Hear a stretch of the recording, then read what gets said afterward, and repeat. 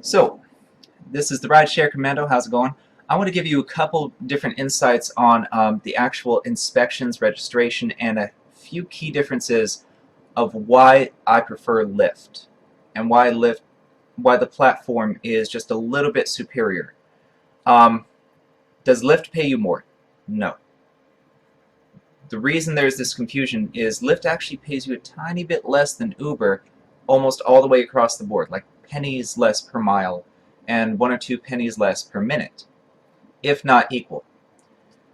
The reason I get paid more with Lyft is because the rides are longer, because even though they are just a teeny bit cheaper, riders notice that, and when they see, okay, 650 versus $6 on the ride, they're going to go for $6. Plus, the quality control is there. You actually have a mentorship ride. So you have to sit in the car with a mentor with a high rating, and they'll take you around a couple blocks and basically go over your vehicle with you. And they just want to make sure that you're an actual human being, like not one of those people, give me your money. They want to make sure that you're a person.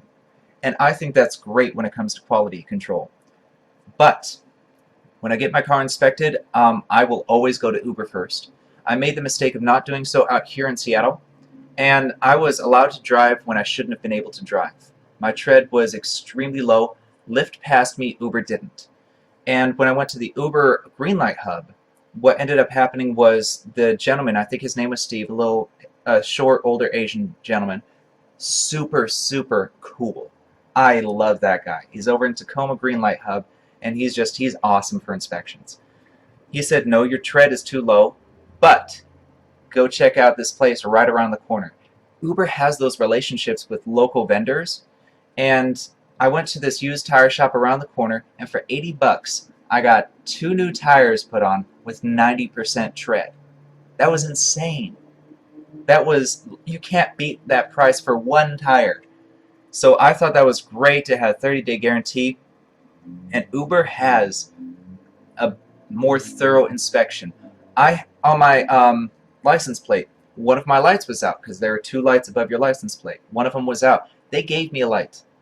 That was the coolest stuff ever. So when you get your inspection, go to Uber because they have those local partnerships and connections. And you'll get a sheet that you can take straight to Lyft. Lyft always accepts an Uber inspection. Always. But with Lyft, you have the mentorship drive, which is why Lyft drivers tend to be better quality drivers and why people prefer Lyft. Just the culture of the company, the way the company treats people, and the overall experience. I find the passengers from Lyft also tend to be a little bit better.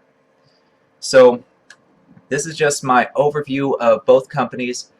Heads up though, if you're driving for Lyft, you might have to pass an extra test. And in Phoenix, I didn't have to pass a written test at all for either company. But out here, you have to pass a written test for Tacoma, for Seattle, and I had to pass an extra test for Lyft. And again, that's quality control. That's all it is. Just a quick 8-question questionnaire about, okay, do you know Seattle? Do you know Tacoma? What are some major landmarks? And you can open up another screen on your computer and pass it easy. But they want that quality. So anyway, I hope this has helped you. Be sure to subscribe, and I will catch you guys next time.